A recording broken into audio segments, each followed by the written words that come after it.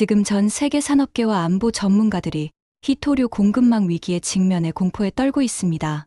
중국이 히토류를 무기화한다.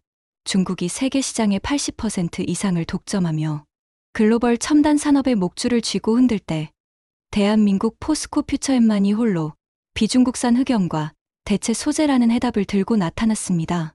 이 충격적인 자원 독립 전략이야말로 글로벌 공급망 위기를 기회로 바꾼 한국의 위대한 역전극입니다.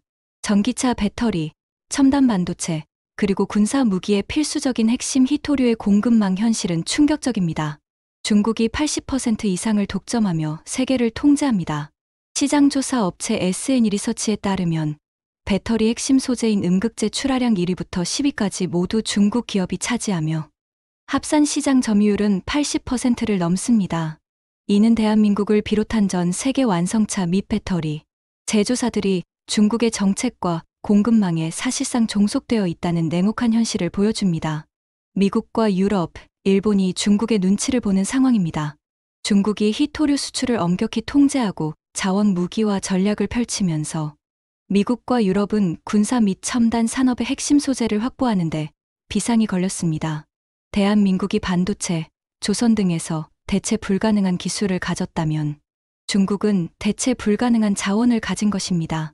이러한 중국의 압도적인 독점 속에서 대한민국을 대표하는 포스코 퓨처엠이 비중국산 공급망 구축이라는 외로운 싸움을 시작했습니다. 기술을 가진 나라가 이긴다는 믿음 아래 한국이 이 거대한 중국의 벽을 무너뜨리기 위한 역대급 도전을 선언한 것입니다.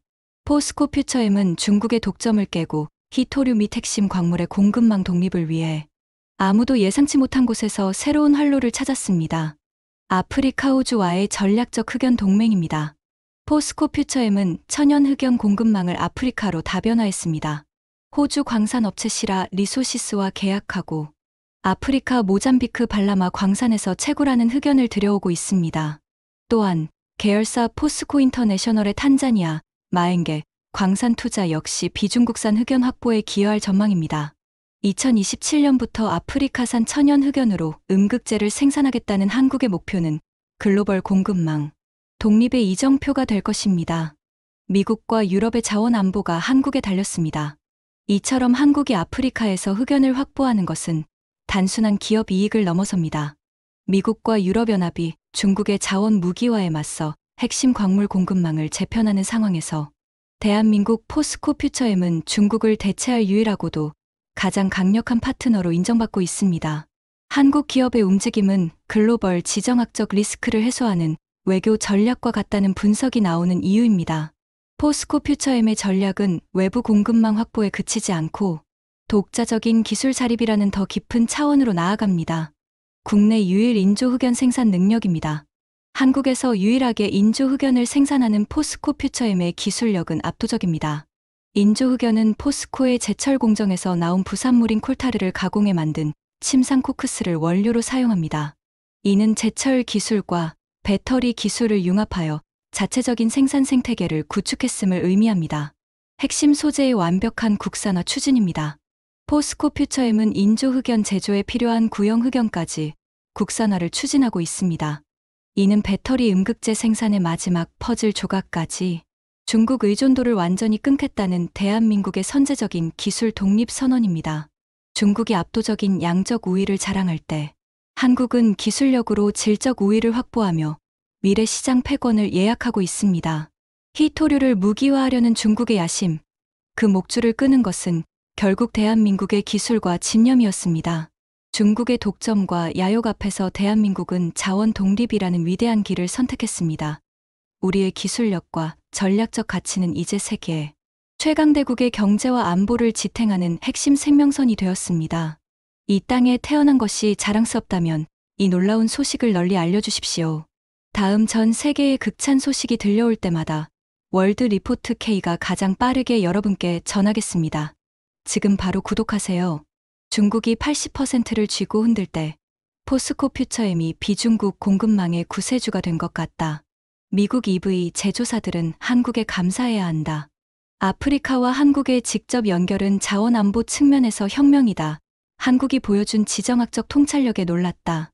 1.3% 점유율 가지고 너무 호들갑 떠는 거 아닌가. 하지만 LNG선에 이어 흑연까지 한국이 싹쓸이하는 건 정말 경계해야 한다. 제철 부산물로 배터리 핵심 소재를 만든다고? 이 한국의 융합 기술이 진정한 초격차다. 모방조차 불가능한 시스템 우위다. 포스코 퓨처엠은 이제 단순한 소재 기업이 아니다. 글로벌 공급망의 리스크를 관리하는 핵심 보험 같은 존재다. 당장 투자해야 한다. 2027년까지 국산화 목표라니 한국의 빨리빨리 문화는 안보와 기술에 있어서는 정말 축복이다. 일본도 핵심 소재에서 중국 의존도가 높은데 한국의 이 선제적 움직임은 우리에게 큰 경고가 된다. 한국의 독자 기술 자립 의지는 정말 무섭다. 아프리카 광산 자원이 선진국 기술과 연결되어 위닝 모델을 만드는 좋은 사례다. 한국 기업의 접근 방식은 다르다. 중국의 보조금이 끝날 때 품질과 공급망을 장악한 한국 배터리가 최종 승자가 될 것이다.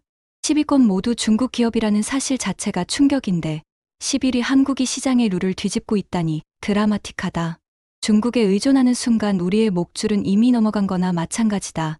한국은 우리에게 유일한 탈출구다. 구형 흑연 국산화까지 추진하는 것은 배터리 소재 전체를 통제하겠다는 선언이다. 기술 독립을 향한 한국의 의지가 정말 놀랍다.